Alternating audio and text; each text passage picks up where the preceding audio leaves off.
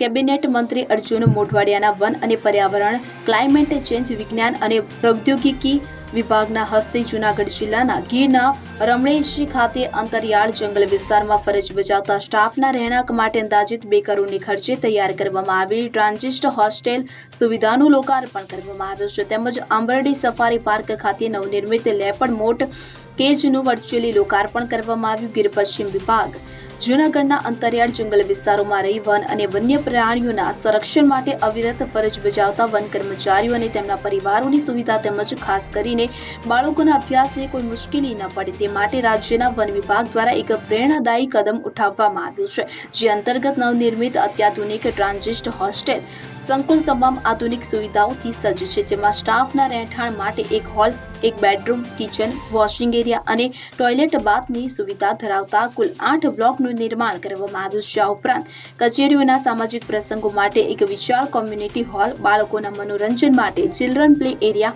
વાહનો માટે સુરક્ષિત પાર્કિંગ સેટ તેમજ સમગ્ર બિલ્ડિંગની સુરક્ષા માટે કમ્પાઉન્ડ વોલ, એન્ટ્રી ગેટ અને સિક્યુરિટી કેબિન જેવી વ્યવસ્થાઓ સુનિશ્ચિત કરવામાં આવી છે. આ પ્રસંગે કેબિનેટ મંત્રી અર્જુનભાઈ મોઢવાડિયાએ જણાવ્યું હતું કે આજે શાસન ખાતે અમારા મંત્રીમંડળના સિનિયર સાથી જીતુભાઈ વાઘાણી, અમારા બીજા સાથી મિત્ર કૌશિકભાઈ વેકરિયા, અમારા સાંસદ રાજેશભાઈ ચુડાસમા, અમારા વન વિભાગના વડા જયપાલસિંહ અને બીજા સાથી ધારાસભ્યો સાથે રાખી આજે અહીંયા શાસન ખાતે અમે ટુરિસ્ટ ગાઈડને મળ્યા, જે સફારી માટેની જીપ્સી ચલાવે છે એના ડ્રાઈવરોને પણ મળ્યા અને એમની મુશ્કેલીઓ પણ જાણી.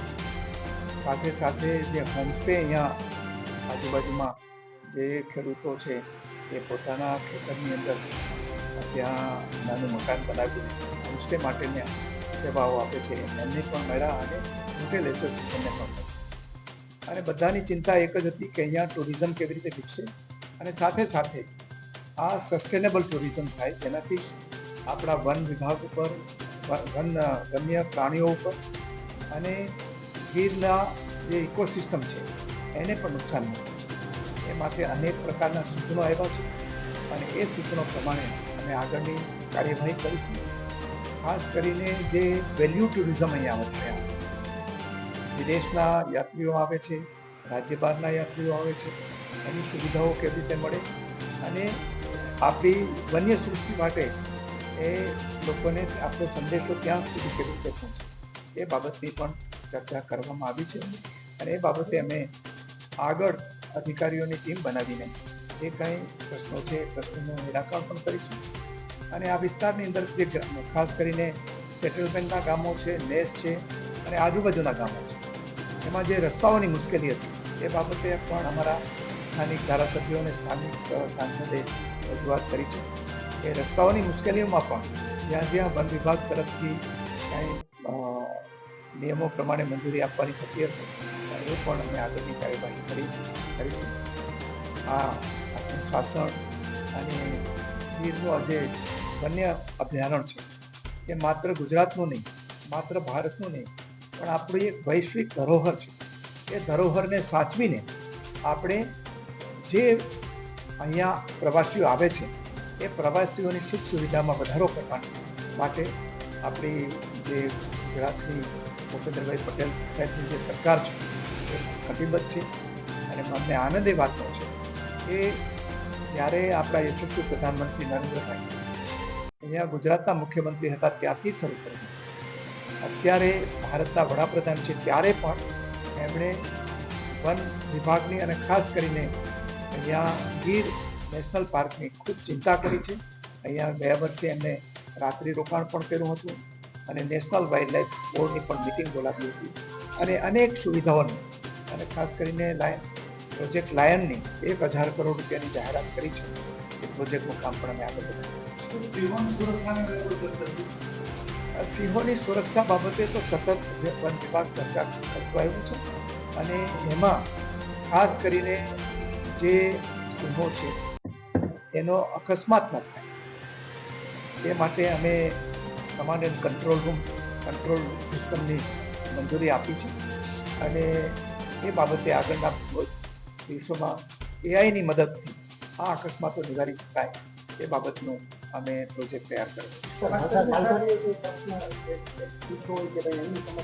માલધારીઓ પણ અહીંયા આવેલા હતા આજુબાજુના દેશના અને સેટલમેન્ટમાં જે વિસ્તારમાં જે રહે છે ત્યાં અને માલધારીઓ જે ભાઈઓ છે એને જે થોડીક રસ્તાઓની હતી અને બીજા લાઇટના પ્રશ્નો હતા બીજા પ્રશ્નો હતા એ બાબતે અમે સ્થળ ઉપર જ એમના પ્રશ્નોનો નિકાલ કરીએ.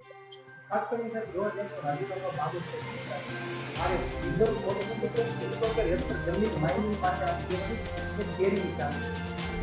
આ બાબતે મારા ખ્યાલમાં કોઈ આવ્યું અને એ લોકોનું કહેવાનું છે સર કે આ રિઝર્વ ફોરેસ્ટમાં નથી આવતું સર.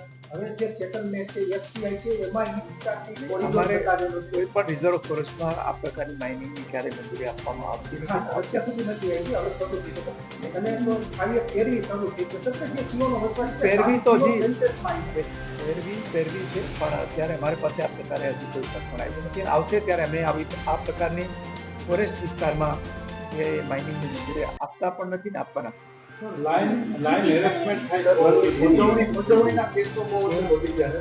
સોશિયલ મીડિયામાં લોકો વિડીયો બનાવી પજવણી કરે છે તો એની સામે જે વાઇલ્ડલાઇફ પ્રોટેક્શન એક્ટ છે એમાં પણ હજી ઘણો બધો સુધારો કરીને કડક પગલાં લેવા છે. નહીં ફાઇલ આપણે જે સિંહોની કે વન્ય પ્રાણીઓની પજવણી કોઈ કરનાર કોઈ પણ કેસ આવશે તો એની સામે સખતમાં સખત કાર્યવાહી કરવામાં આવશે અને આ પ્રકારની કોઈ પજવણી ચલાવી લેવામાં આવશે. આજે રિસોર્ટ છે તેમાં ગેરકાયદેસર સિંહ દર્શન પણ થાય છે ગેરકાયદેસર સિંહ દર્શન પણ થાય છે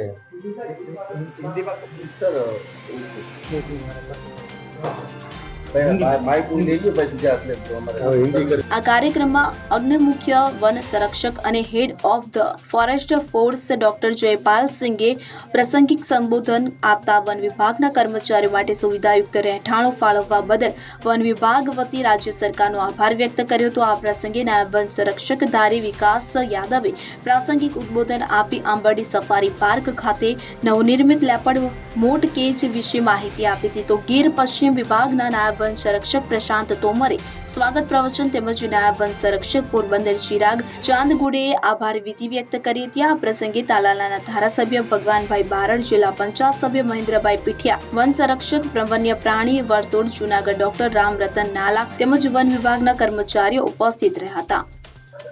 ગીર કેસરી એ સિંહોના